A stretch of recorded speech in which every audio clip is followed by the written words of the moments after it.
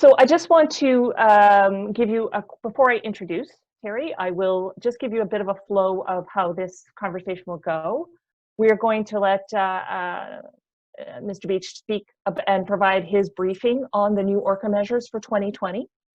And then because we are hosts, we're going to take a little a moment to ask a few questions that we have. And my colleague, Tessa Danilesco, who's our lead on our work on ORCA protection, will offer those questions. And then we're going to open the floor to you. Now, we had hoped to be able to let you ask the questions directly, but unfortunately, this was so popular. We decided that the best way to go about it, some people have sent their questions in advance, so we have a few waiting to go. But if you do have questions, please put them in the Q&A section. If you go to the bottom of your screen, there's a Q&A, and you can put them there. And hopefully, we can get to as many questions as possible by doing it this way. If you have any technical difficulties, please use the chat function. Kirsten Matheson, who's our public engagement coordinator, will be monitoring that to be able to support you if you're having any difficulties with hearing or any problems with Zoom. And just another technical for those of you, some of us, Zoom has now become our best friend. But if you're not sure about some of the features, if you do want to see on your screen only the person who's speaking, in the upper right-hand corner, you can click on speaker view. But if you'd like to see as many people as possible or the panel, please just press on gallery view. And I think that is all from our introductions. Yeah, thank you so much, everyone, for sharing who's on the line. Really appreciate it. Now I will get to introducing our guest. So Terry Beech is the Member of Parliament for Burnaby North Seymour, and he was first elected in 2015 and re-elected in the general election in 2019. He is currently the Parliamentary Secretary to the Minister of Fisheries, Oceans, and the Canadian Coast Guard. He previously served as both Parliamentary Secretary to the Minister of Science and Parliamentary Secretary to the Minister of Transport. Excuse me. And looking a little bit into his bio, people might be interested to know that prior to his current role as Member of Parliament, Terry was elected to the Nanaimo City Council at a very young age and worked hard to provide young people with a voice in the discussions, which is wonderful. That's just amazing for someone to run at such a young age. Also, Terry founded with his twin brother, Twinbro Local Leaders, a nonprofit focusing on helping students access scholarships to attend post-secondary.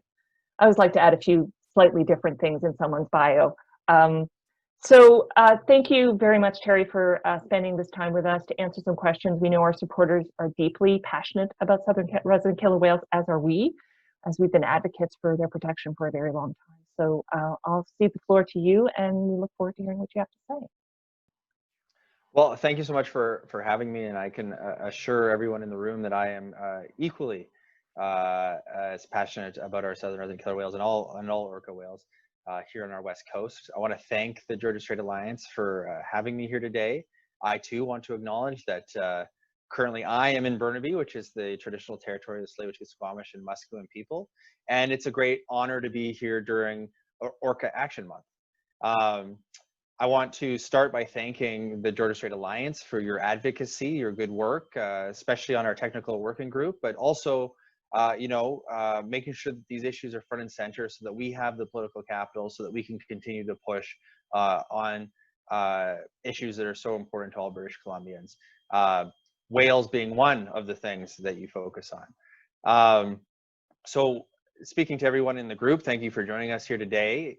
I personally understand how important our iconic southern resident killer whales are to British Columbians and to all Canadians. And I prepared a bit of a presentation where I hope you're going to see how committed our government is to not just protecting our southern resident killer whales and our killer whales more generally, but to actively investing in restoring their populations. When I was preparing for my presentation today, I realized, and I mentioned this as we chatted just before the webinar started, that I've actually now been working on the killer whale file for almost 4 years. I started in science under Minister Duncan, getting fundamental research refunded and up and running. Continued that work in fisheries and oceans under Minister Dominic LeBlanc and then Minister Jonathan Wilkinson. I moved to transport just before the last election with Minister Garneau, and now here I am back at Fisheries and Oceans Canadian Coast Guard with Minister Jordan. So time has a way of flying by. I'm going to be happy to dive into the details of our work on orcas across government. And for the purposes of today, I thought it would be worth structuring my opening remarks in the following way. The first is to give a high-level overview of the status of our killer whales and our government's approach to both protecting the species and restoring their populations. Then I wanted to go through some of the legislation and regulations that have been put forward over the last 5 years to help with this effort. And then after that, I wanted to go through some of the investments that have been made and what their impacts are. And then I'm going to get into some of the more granular details around the 3 primary categories of risk factors that we focus on, primarily prey availability, ship traffic and noise, and pollution and contamination, including, of course, the effects of climate change.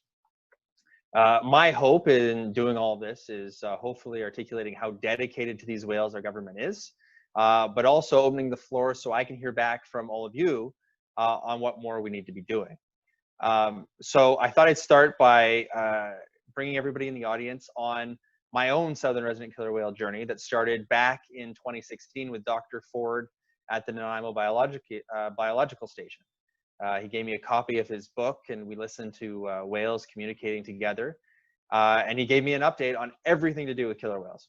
At the time, I didn't know the difference between transients and northern residents, and it was really my first opportunity to kind of dive in.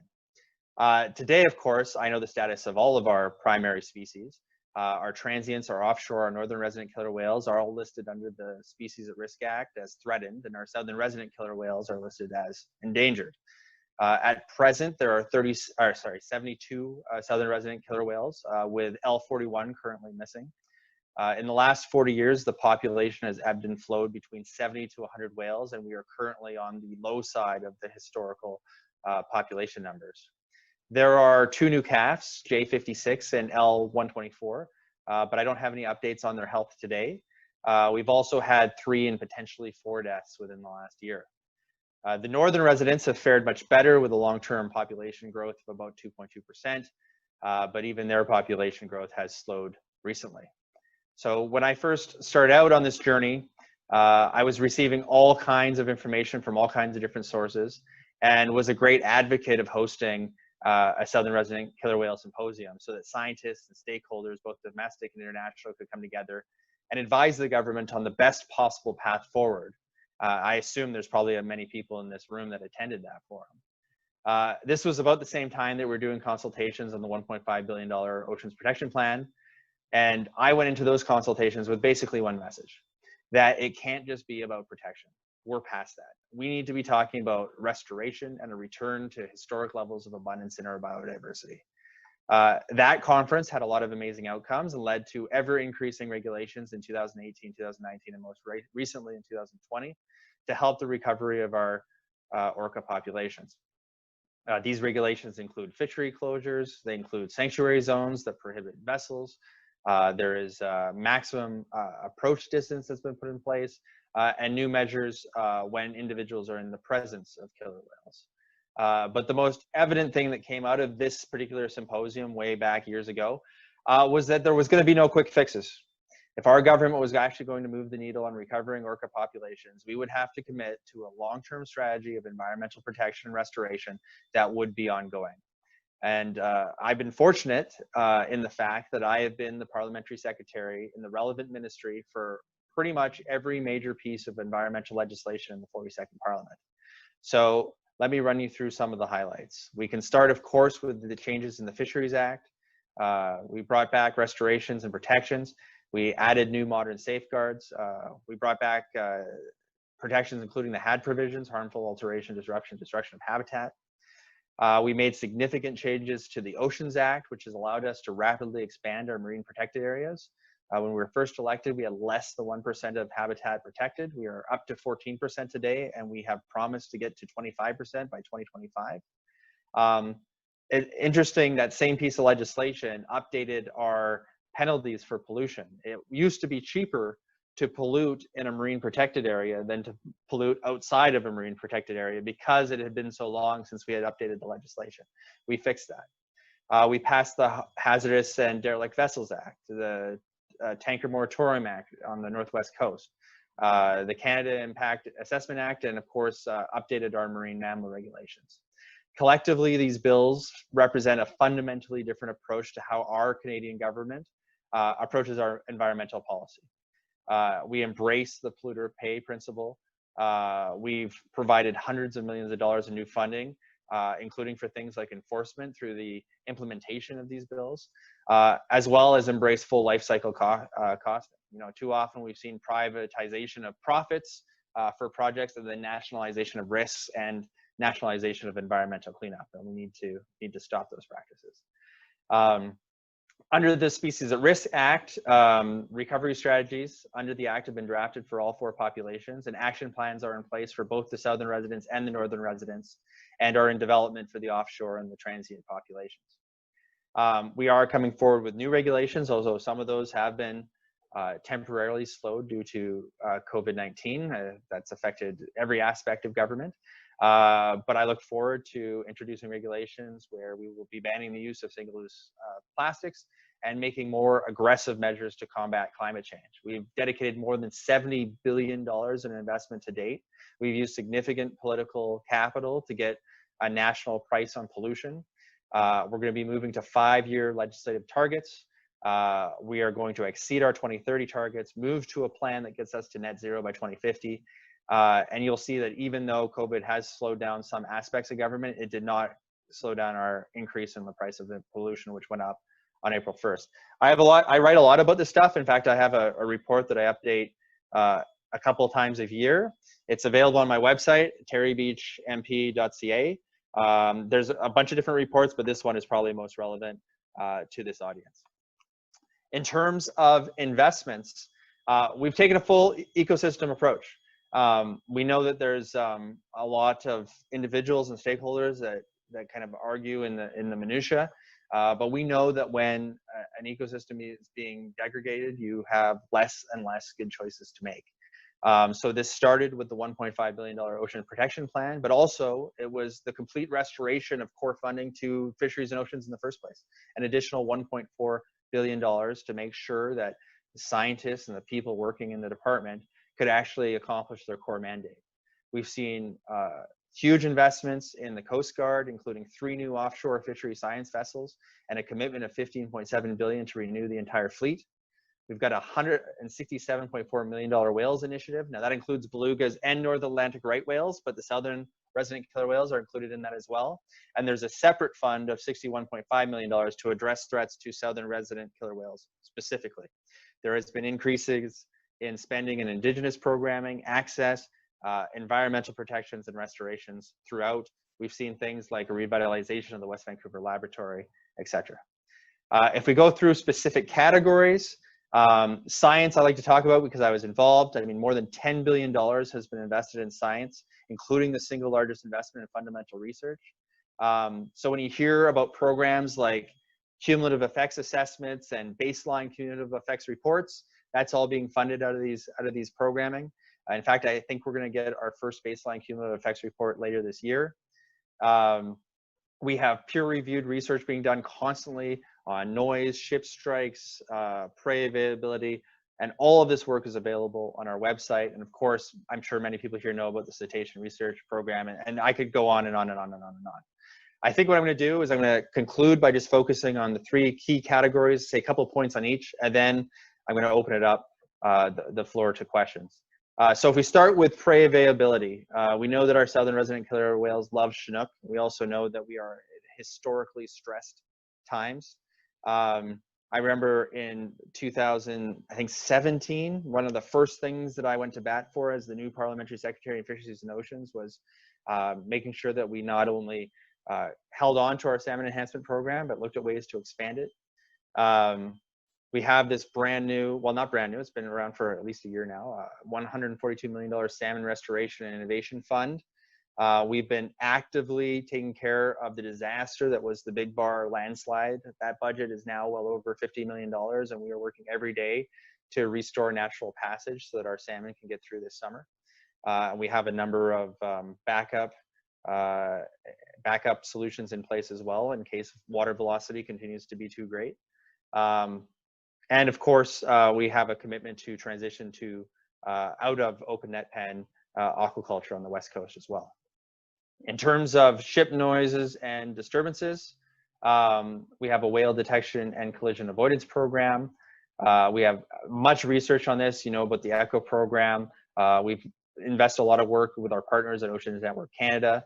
We're even working to design quieter ships. When I went and saw the last ocean science vessel, I got a whole briefing on how the propeller technology is actually reducing the sound of these vessels, so there's less disturbance in the marine ecosystem. You've seen us implement speed reductions in key corridors, prohibited vessels in sanctuaries, etc. So we have been taking key action in this area as well.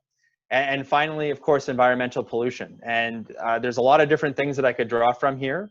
Again, I'd turn you to my report, but I mean, locally, I think that we need to mention the $1.5 billion that have been invested in the tertiary treatment plants, both at the Lionsgate and Capital Region. I mean, these things that were plans that went on for decades. That's going to have a significant improvement in water quality off the west coast of our country.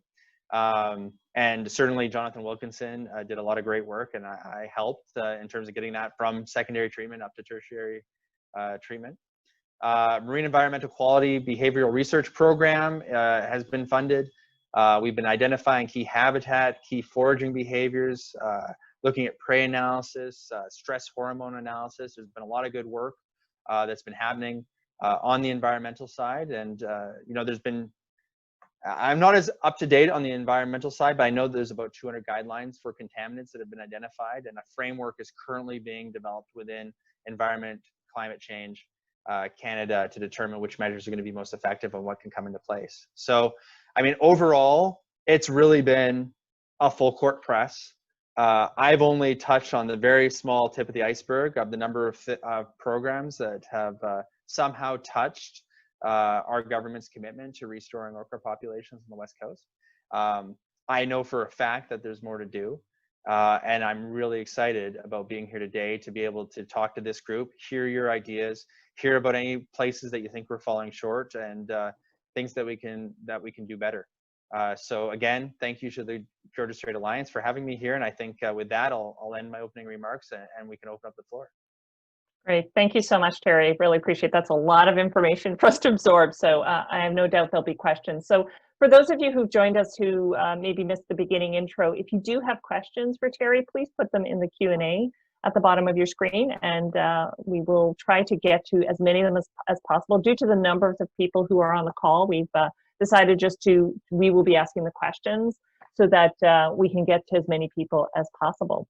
But to start, we're going to take host's privilege, and we have a few questions of our own that we'd like to ask. So I'm going to ask my colleague Tessa Danilesco, who is our biodiversity program lead, and she leads our work on orca protection, to ask those questions. Wonderful. Thanks so much, Christiane. Is everyone able to hear me okay? Wonderful. That's always a bonus. Thank you so much. It's great to be here. I'm coming to you from my home on the traditional and unceded territories of the Squamish and Tsleil-Waututh Nations, also known as North Vancouver. I'm delighted that everyone is able to join us here today, and thank you so much to Terry, as he's asked me to call him, for joining us as well. I would like to open by saying, the measures that have been implemented to date are unprecedented. And with everything going on in the world, it's important that we take a moment to celebrate this. So we are encouraged, specifically about the regulations to stay 400 meters away from orcas, now applying to a much greater geographical region. And this is something that now applies year round. The attention that is being given to Swiftsure Bank, as we know that this is an area where Southern residents have been spending more time recently, and also the extension of the time frame for those interim sanctuary areas. So indeed, a moment to recognize what has been accomplished so far. As always, though, there is more work to be done. There are only 72 southern resident orcas remaining, and so we must continue to take drastic action to protect this population that has meant so much to not only the biological community of the Salish Sea, but also to us, to people as well, many of whom who have been here since time immemorial. So if it's okay, I will launch into some questions here. My first is about spatial protection. We know that significant portions of key southern resident orca foraging areas continue to have no spatial protection from vessel traffic or fishing, specifically the mouth of the Fraser River. And we can really look at the Fraser estuary as being the lifeblood or the heart of our region here. This is also an area, the Fraser estuary, that's of critical importance to southern resident orcas and salmon. So when we're thinking about the potential for major construction of the proposed Roberts Bank Terminal 2 in this area, I'm wondering why there hasn't been greater consideration given to this area, given it's of such importance to salmon and orcas. Yeah, well, great points. Certainly, I can agree with you that the Fraser River itself, and especially around the mouth of the Fraser, is really lifeblood and has been under tremendous stress for a number of reasons. It's not just stress on fishing by orcas and by fishing and everything else, but it's also climate change. It's also big bar. It's a combination of things. It's also neglecting to take bigger action previously. When it comes to projects like the terminal expansion in Delta, I think I mentioned in my opening comments, we've renewed the assessment process. We put in more stringent protections so that things like biological diversity, impact on SARA impacted species, and other very important species, such as various species of salmon and otherwise, are taken into account in those assessments. And we've tried to provide a balance between a kind of a timely response for proponents who are trying to build these projects that help grow our economy, with certainty around exactly how those assessments will go. So it's kind of an exchange. We made the assessments more stringent, but we've also tried to make them more definitive for the benefit of corporations. When it comes to Roberts Bank specifically, if there are shortcomings that you don't think are being adequately taken into account, I'm happy to pass those concerns on to the relevant ministers. And you can certainly pass on my contact information to anybody that's listening to this call if they have any additional thoughts on that particular project as well.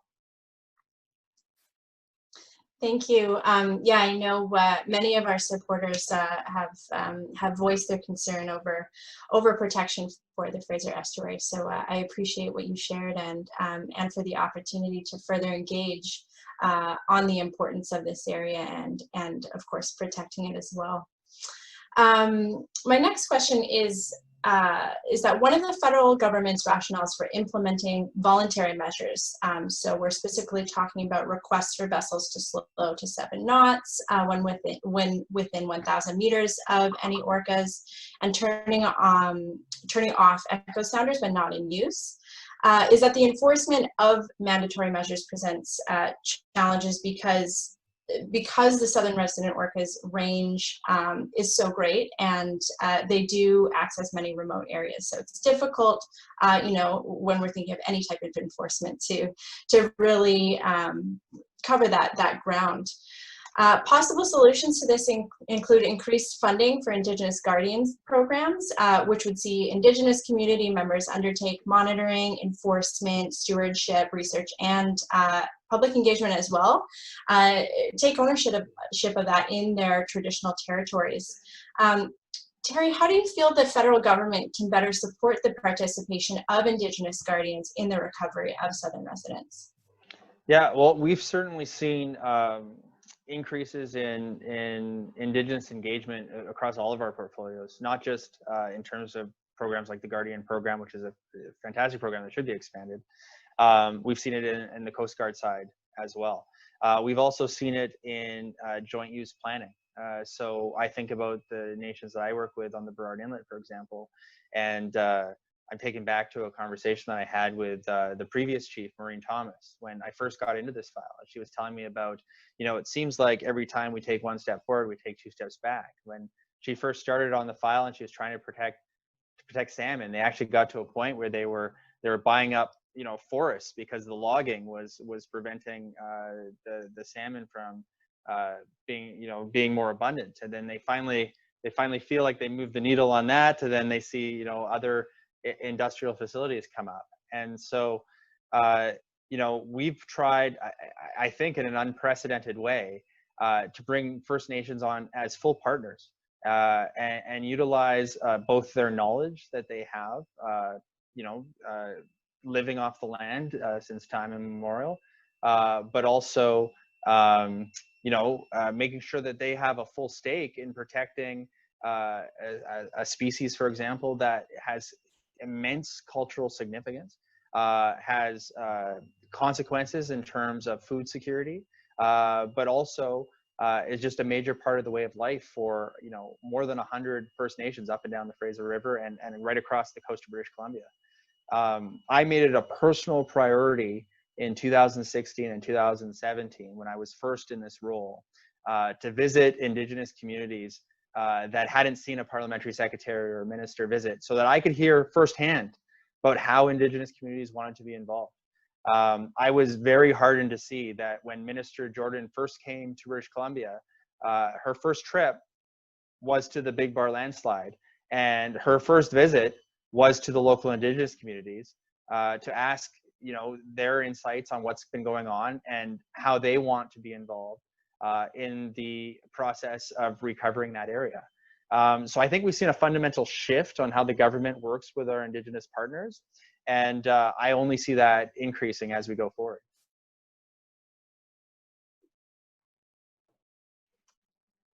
Thank you. Yeah, I've myself been involved in some conversations with some of the region's Indigenous communities about Indigenous Guardians programs, and I've been, you know, it's so encouraging to think about these programs becoming more prominent in the region, and the role that they could play, you know, in us taking leadership from these Indigenous communities. I'm very excited about it, and it would be a significant goal to achieve, to see many of these communities realize these programs. I believe that we might be transferring questions now over to audience members. So I'm wondering if Christiane wants to hop back on the webinar. Are you there, Christiane? I am, Ben. Yes, I am. Wonderful. Here. Yeah, Thank I you. will. Yeah, so I will. We do have lots of questions, so I am just going to dive in. And they're on all sorts of topics, Terry. So I'll do the best that I can. If I don't have the information, we'll get back to them. That's great. And just so everyone knows, we will share Terry's information. So and also do a summary of some of the key points that have come from our audience and our supporters. Okay, so the first question is: many coastal residents are concerned about the enforcement of the new measures that were announced. What steps is the federal government taking to ensure that those that are on the water are held accountable? Yeah. This is a fantastic question and a personal passion of mine. As you can imagine, Canada has the greatest amount of coastline of any country in the world, and it is simply impossible for us to be everywhere all the time. This was made worse by significant cuts that hit enforcement really hard, you know, in the very recent future, or the very near past. We saw don't quote me on the exact number, but close to $300 million come in through the Fisheries Act. It's a significant increase in the amount of money that's available for enforcement. But I also think, other than just getting officers on the ground, we need to think about how we can utilize new technology. And so I've been really excited about the pilot project that the recreational fishers have been utilizing in terms of their app. The best people who can help us with enforcement are the people that are doing everything right and following all the rules. And so I don't think there's any reason why we can't be doing more enforcement by having, you know, fishing licenses moving digitally to an app, and having a mechanism so that if you see something that's suspicious, you know, you have the ability to report that. That goes back to some sort of central database that we can then act on. This is just something that we haven't had because the technology hasn't been available, but I think that's exactly where we need to go. And we have pilot projects in that order that are currently up and running that we've helped fund. So I think new resources is part of the solution, but I think we needed to be smarter how we utilize those resources. I mean, even with the Big Bar landslide, this is an enforcement measure, but it was months before we even identified that the slide had happened. We need to think about how we can be using drones. We need to be thinking about how we can be empowering our people on the ground to allow them to work with the government through fisheries, oceans, or other ministries, so that we can be more effective with the resources that we have. Great, thank you. So, a lot of the work we do, we're a Canadian charity working on the Canadian side, but we work a lot with our American partners. And of course, the southern resident killer whales don't just stay on the Canadian side of the water. So curious what coordination is happening. They have dual citizenship. They do have they have the passports, even with the current restrictions. Yeah, that's right. Recreational travel doesn't apply to the orcas. No, it doesn't. So what coordination is happening to make sure that southern resident orcas are being protected and restored on both sides of the Canada-US border? And where do you see opportunities for harmonization? Yeah, so that's a great question. We actually have a tremendous working relationship with our partners in the United States. And on marine protection, they actually do a really great job. Of course, when we get into almost any area of regulation, it's a combined effort. So if you talk about prey availability, we're looking at the salmon tree, right? And making sure that we're both holding up our ends of the bargain. I said earlier that, we've had these new calves. Well, where do we get our first updates from? They come from the United States because that's where they are at this time of year. We're not going to see them up here until, well, that we should start seeing them pretty soon. But all that information flows back and forth between us and the United States. Working with partners in terms of data and science collection. We work with partners not even on the West Coast who are doing work that are benefiting our orca populations here. So we knew from the start, and this hasn't been just our government, this has been governments before ours as well, that we can't do everything on our own. And when it comes to what is really an unprecedented effort. I mean, governments have worked on protections before, but it's always kind of let's kind of keep things where they're at. Let's try not to lose anymore. This is something that's completely different. And I think it's worth repeating as often as we possibly can. We're not talking about just protecting what we have. We want to reclaim our environmental resources and ensure that we're actually improving our habitat, restoring our habitat, increasing our abundance. I mean, one of the things that I noticed soon when I entered fisheries and oceans is I would be looking at these, memorandums that would be talking about fisheries decisions, and they'd be on these 10 and 15-year timelines, and I was like, well, where were we 50 years ago? Where were we 100 years ago? Let's talk about measurements of what we could have if we could really not just responsibly manage this resource, but actually have it grow and have the biodiversity increase. And so the tough part about that politically is that it's not we funded this thing today and we have 150 whales tomorrow.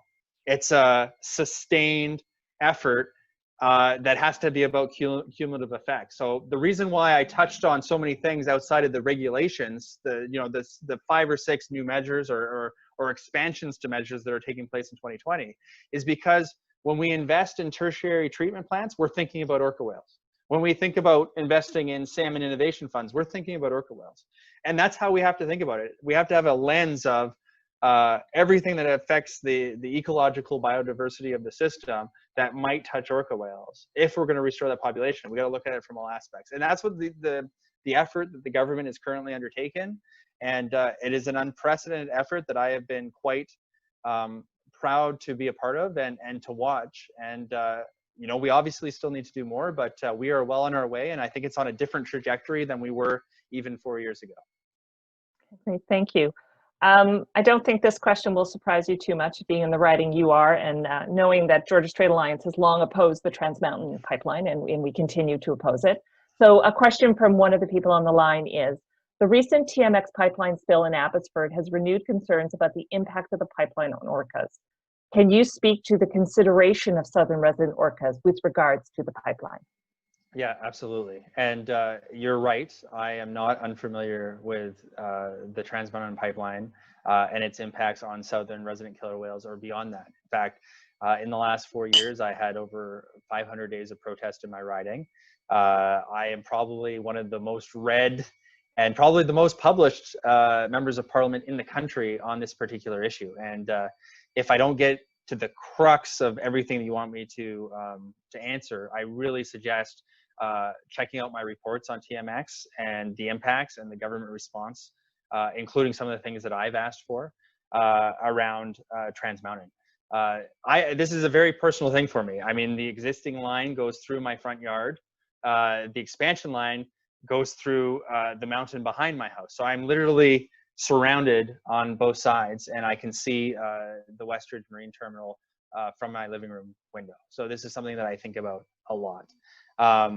Southern resident killer whales are under stress because of shipping traffic. There is no doubt. Trans Mountain tankers will add to that. But the measures that are being put into place don't just affect those particular tankers. They're affecting the thousands of vessels that come into our port every day. We have the largest port in Canada. The second largest port is still 5 times smaller than this one. So we knew that we would have to take unprecedented measures to mitigate, and the Prime Minister committed to that. So if you go through those measures, the $1.5 million Oceans Protection Plan, the vast majority of those resources are actually finding their way to the West Coast. And they're doing things like making sure that tug capacity is much more significantly improved than what it has been traditionally. That there are backup systems, that the WCMRC receives increased funding. There is, I could literally spend probably 3 hours. I actually chaired in the last parliament the TMX committee to monitor the 157 conditions. I have two reports online that would be of interest to you on this specific topic. One was the presentation that I made to the National Energy Board. The second, depending where you live, has to do with the impacts around the tank farm expansion on Brewery Mountain and the pipe leading out from that. All of these things somehow affect orca whales. We've got to make sure that the government's promise to have world-class response is followed up on, and that we continue to be as diligent on day 1 of operations of that pipeline as we are on day 500 and year 5. I'm completely committed to doing that. Thank you. So the next question, the measures to address the threat of marine contaminants have yet to be announced, though GSA has participated in the Southern Resident Orca Contaminants Technical Working Group, and we continue to work on that front, and it certainly does look promising. But a significant area of opportunity lies in improving the minimum standards for wastewater treatment in the Salish Sea region. You referenced the Lionsgate and CRD are now going to be tertiary, and both of those hopefully will be online this year, which is fantastic. Somebody who advocated for both those, advocated for just secondary on both those wastewater treatment plants. I'm very happy to see that. We're gonna do a Zoom high five. Yes, absolutely. Many before me also did a lot of work. So how are you working to improve those standards so that, because we know Iona is now on the table for upgrades. So how are you working to improve the standards for wastewater treatment in the entire Salish Sea? Yeah, I think that when we talk about full life cycle costing, we just need to take the approach that we've taken in our last 2 upgrades and apply them to future upgrades. Vancouver is not going to become less dense, right? We are going to continue to grow our population, which means our impact on our environment is going to continue to increase. Which means that we need to make sure that whenever we go into these upgrading conversations, that we're taking it to the state of the art. It's only going to cost us more in the long run not to do it, or to do, a less than world-class job. One of the things that I've learned about myself and kind of my journey as a member of parliament, I wasn't an environmentalist before I was a member of parliament. I was a business guy. And as I spent more and more time in Ottawa, I got this reputation as more of an environmentally focused guy. And the reason for that is because the business case for clean air, water, and soil is so tremendously good that it is completely irresponsible for us to operate in any other way. And for far too long, we've made decisions where we're like, okay, you know, we're going to let you just run that mine because it's going to create some good jobs without thinking about the arsenic that goes into the water table, without thinking about how we're going to clean it up, right? And we just can't operate that way anymore. We have something, especially here in British Columbia, that is tremendously valuable, right? Unfortunately, having a pristine environment where you have you know, clean air, water, and soil is becoming increasingly rare. And I certainly believe, and I communicate this often in Ottawa, that our competitive advantage increasingly on the West Coast is the fact that we have this unbelievable ecosystem. So we need to invest in retaining it, we need to invest in restoring it, and that in itself is going to create value and pay for itself many times over. We need to continue to advocate in that way. The traditional measures that governments utilize when it comes to measuring our fiscal response are inadequate. We talk about balanced budgets. We talk about GDP. Well, unfortunately, I can have a great increase in GDP and I can balance the budget this year. All I have to do is fish all the fish out of the sea, mine all the gold, cut down all the trees. Now, that might improve those two measures in the short term, but the long-term wealth of the country will actually go down. And so there is conversations that are happening about, you know, how do we put a value on our natural capital? How do we do full wealth costing? Because like when you have like a Mount Poly incident, for example, imagine if the government had to justify a write-down in the wealth of the nation because of an incident like that happening. Now, all of a sudden, our rivers, our lakes, our streams, and our oceans aren't simply externalities, right? They have value, and if you degrade that value, there is a measurable cost towards it, and hopefully a political cost towards it. And that way we can get all politicians over a long period of time, you know, rowing in the right direction on these issues. Now, there's probably a Nobel Prize in economics to the person or the group of people that can figure that out. But that certainly is an identifiable problem and something that we need to move towards in terms of our long-term thinking of how we operate as a government. Great. So we talked a little bit about the Indigenous Guardian programs, and I know you talked a little bit about enforcement, but just have another question on that. So many of our supporters and coastal community members are worried about compliance with regard to the new measures, in part because they are seeing non-compliance from a variety of vessels, including commercial, ecotourism, and private vessels. So what do you consider to be the greatest opportunities for bolstering enforcement to make sure the measures in place actually work to protect southern resident orcas? Yeah, so I mean, other than making sure that we have resources in place, and we do, we have significant increased resources so that we can put more people on the ground. I would say that my previous answer on technology is our greatest opportunity. And if you want to make a real effective change, I would push for those implementations of those technological solutions. I mean, you know, it seems crazy to me that you can only get busted for circumventing the act if there happens to be an enforcement officer watching you there that day. And we know what happens, right? If you get away with it one day, you get a little bit more bullish the next day, and you'll continue to do it until you get busted. So we need to make sure that we are enforcing. We need to make sure that the penalties for people that are trying to skirt regulations are strict and you know, significant enough that it will curb other individuals from utilizing it. And we need to invest in technology so that you know, I've heard stories, as I'm sure others have, right? Oh, is that an enforcement officer? No, that's just another fisher. Okay, we're fine, right? Well, if we had the technology that anybody could report, right? Suddenly that's not fine anymore. So, you know, I initially pitched that to Minister LeBlanc. There's now a test there's now a test product running through the recreational fishers program. I hope that's something that we can actually do nationally, because we need it in the Arctic, we need it in the Atlantic, and we certainly need it in the Pacific. Great. Thank you. I know we're getting close to time, but we're going to try to squeeze in a few more. Oh my gosh, already?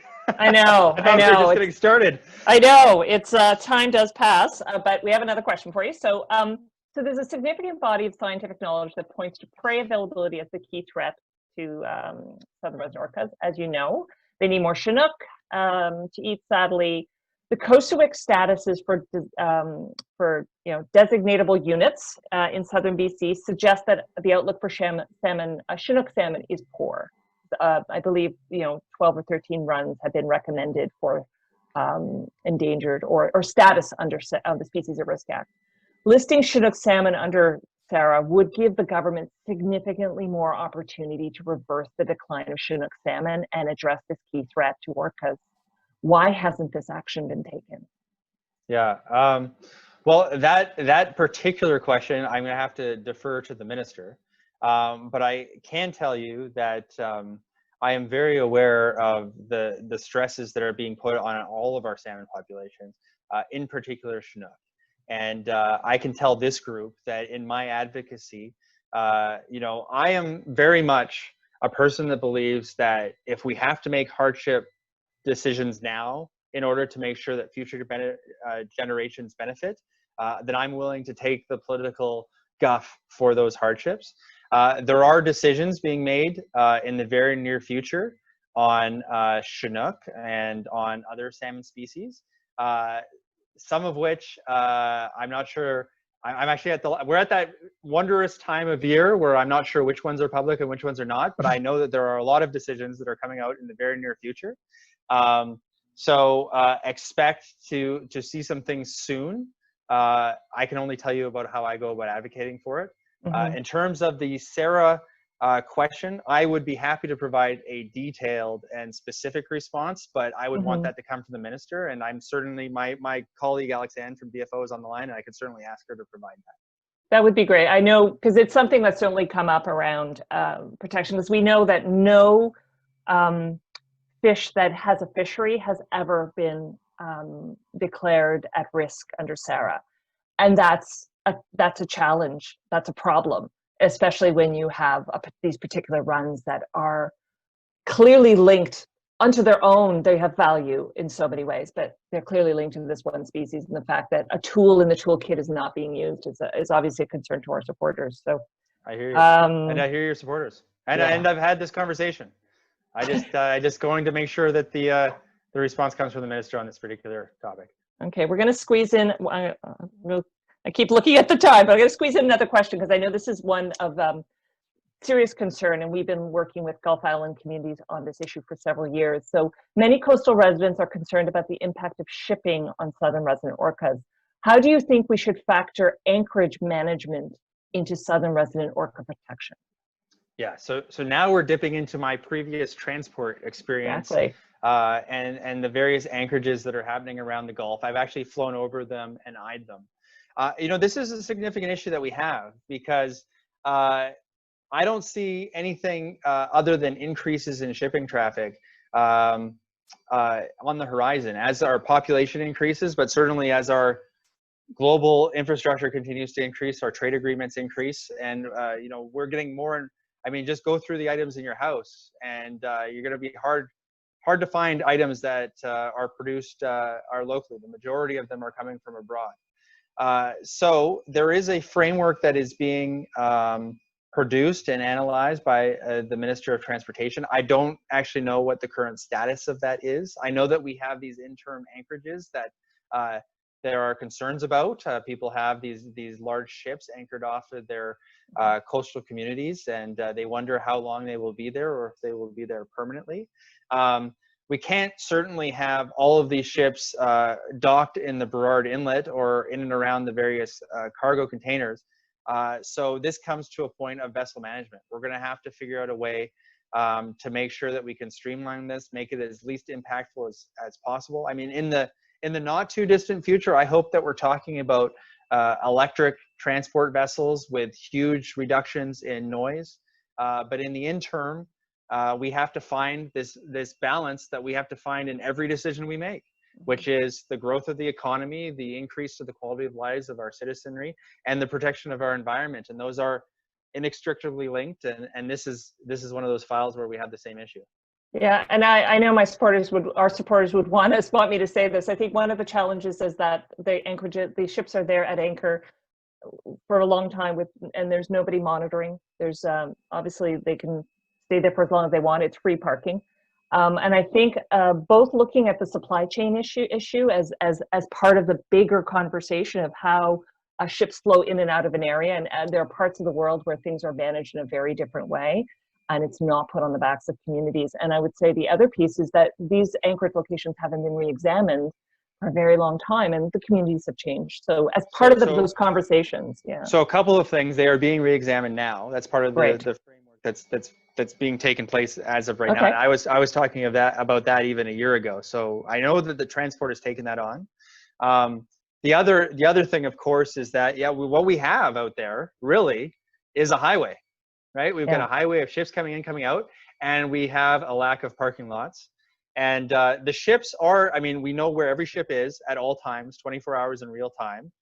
There are aerial surveillance and the like, yes. But certainly I can see why communities are concerned when they see that ship off their coast. They don't see any vessels around, and they wonder how long it's going to be there and who's really making sure that they're following all the rules. So it's not a perfect system, and there is room for improvement, but it is something that is actively being looked at by our government. That's great. We really appreciate that. And on that, I am going to have to stop asking questions, even though I know there's a few more. If the questions that we weren't able to get to, we will forward to you, and hopefully we could get an answer. And we're going to summarize things for our supporters, but I'll do a quick summary thanks to the help of my colleagues. So what we've heard from you is that many of the concerns of coastal community members and supporters have been heard by government. It'll be important to keep up the political will.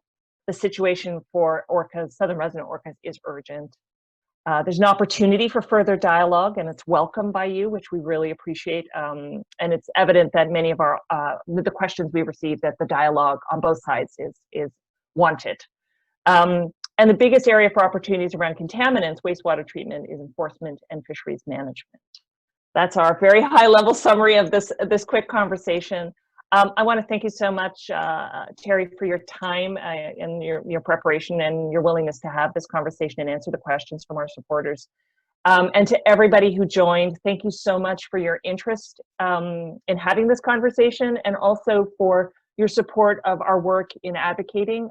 We can see, as Tessa mentioned, and you two have mentioned, these are unprecedented changes that we have not seen in a long time. And so actions happen. We obviously want more, but you know, that's part of the work we do, and we appreciate everybody's support of the Georgia Strait Alliance in getting us there. So thank you very much, Terry, and for everybody else, and for thanks to Cheryl, Tessa, and Kirsten, who is in the background there, for making this happen. This came together very quickly. So thank you all for being here, and we look forward to continuing the conversation.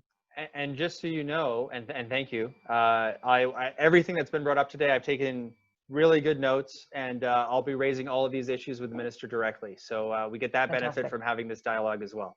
Great, and we'll continue the conversation with you. Thank you, everybody, and have a wonderful rest of your day, and we'll talk soon. Bye, everyone.